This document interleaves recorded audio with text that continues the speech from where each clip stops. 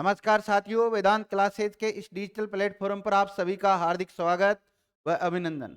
विद्यार्थियों, आज हम चर्चा करेंगे 3 फरवरी 2025 से रिलेटेड जितने भी करंट फैक्ट बनते हैं उसके बारे में। तो आज का जो पहला क्वेश्चन है वो ये है कि विश्व आर्द्र भूमि दिवस हर साल कब मनाया जाता है। और 4 विकल्प आपको दे रखे हैं, 1 फरवरी को, 2 फरवरी को, या 3 फरवरी या 4 फरवरी को। तो विश्व आर्द्र भूमि दिवस है वो प्रतिवर्ष 2 फरवरी को मनाया जाता है साथियों।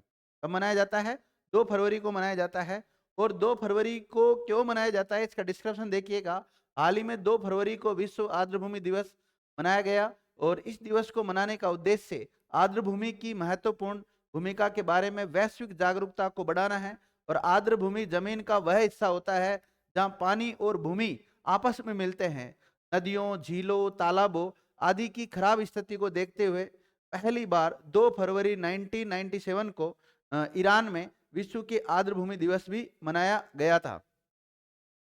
अगला क्वेश्चन है कि हाल ही में आरबीआई बैंकिंग प्रणाली को कितने लाख करोड़ रुपए से वित्त पोषित करेगा? 1.1 लाख करोड़ से, 2.1 से, 3.3 से, 4.4 से। तो इसका राइट आंसर हो जाएगा 1.1 लाख करोड़ से। अगला क्वेश्चन, इसका डिस्क्रिप्शन है कि बैंकिंग प्रणाली को वित्त पोषित करने के लिए परिवर्तनीय दर यानी कि रेपो नीलामी और खुले बाजार संचालन का उपयोग किया जाएगा। खुले बाजार संचालन के माध्यम से 60,000 करोड़ रुपए मूल्य की सरकारी प्रतिभूतियों की 3 किस्तें खरीदी जाएगी।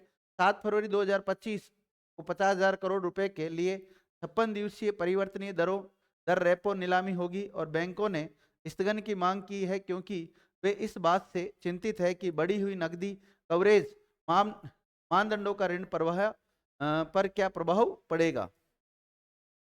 अगला क्वेश्चन है कि हाल ही में किसने भारत में क्रांति के उद्देश्य से यूपीआई भुगतान प्रणाली के लिए यूपीआई भुगतान प्रणाली जियो साउंड पे लॉन्च किया है? तो जियो साउंड पे लॉन्च किसने किया? एयरटेल ने, बीएसएनएल ने, या फिर जियो ने, या इनमें से कोई नहीं।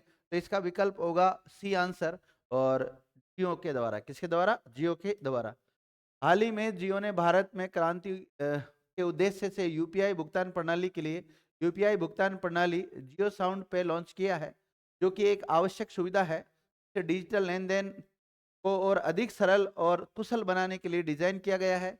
और ये नई सुविधा जियो भारत फोन पर और उपलब्ध है और हर यूपीआई भुगतान के लिए तत्काल बहुभाषी एडोप्ट कन्फर्मेशन प्रदान करता है।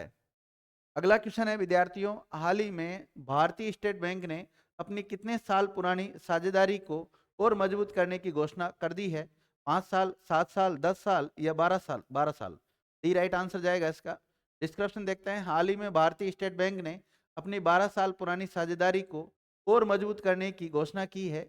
ने डिजिटल कॉमर्स के विस्तार में एक बड़ा कदम उठाया है और इस नई सहायता पहल की शुरुआत हुई है। इसका उद्देश्य पूरे भारत में डिजिटल भुगतान को बढ़ावा देना और एंटरप्राइज के लिए उन्नत समाधान प्रदान करने और भुगतान प्रक्रिया को आसान बनाकर ये स्वामित्व वाले देश के डिजिटल भुगतान परिदृश्यों को बदलने का एक प्रयास कर रहा है। अगला क्वेश्चन क्या है इसको देखिएगा कि हाल ही में कहाँ चिनार के पेड़ों को जियो टैग करने की प्रक्रिया शुरू हुई है? तो उस 4 विकल्प में से आपको इसका आंसर देना है। लद्दाख में, सिक्किम में, जम्मू कश्मीर में, और इनमें से कोई नहीं। तो इसका राइट आंसर जाएगा चिनार के पेड़ों को जियो टैग करने की जो प्रक्रिया है वो जम्मू कश्मीर में शुरू हो गई है। डिस्क्रिप्शन देखते हैं। हाल ही में तेजी से बढ़ते शहरीकरण और बुनियादी ढांचा परियोजना के कारण विनाश का सामना कर रही कश्मीर घाटी में खड़े प्रत्येक चिनार के पेड़ की सेहत पर नजर रखने के लिए इस सप्ताह आधार कार्ड की तर्ज पर एक जियो टैग डिजिटल पहचान प्रणाली शुरू की गई है। अगला क्वेश्चन है विद्यार्थियों के, हाल ही में उत्कर्ष ओडिशा बिजनेस कॉन्सेप्ट का उद्घाटन किसके द्वारा किया गया है? अमित शाह, भारत के प्रधानमंत्री नरेंद्र मोदी जी के द्वारा, या मोहन चरण साहू के द्वारा, या अश्विनी वैष्णव के द्वारा? तो राइट आंसर चला जाएगा इसका बी विकल्प, नरेंद्र मोदी के द्वारा। हाल ही में भारत के प्रधानमंत्री नरेंद्र मोदी ने जनता मैदान में Utkarsh Odisha man in Odisha confidence 2025 की शुरुआत की है। और इस कार्यक्रम में उड़ीसा के मुख्यमंत्री मोहन चरण साहू, केंद्रीय मंत्री, प्रधानमंत्री और अश्विनी वैष्णव और भारत के विभिन्न विचारधाराओं से आए व्यावसायिक नेताओं ने भाग लिया और ये उड़ीसा का अब तक का सबसे बड़ा व्यावसायिक कार्यक्रम था। ध्यान। अगला क्वेश्चन है कि हाल ही में आईसीसी महिला चैंपियन का खिताब किसने जीता है? ऑस्ट्रेलिया ने, न्यूजीलैंड ने, इंग्लैंड ने या फिर भारत ने? ये जीत लिया है ऑस्ट्रेलिया ने, ये राइट आंसर जाएगा।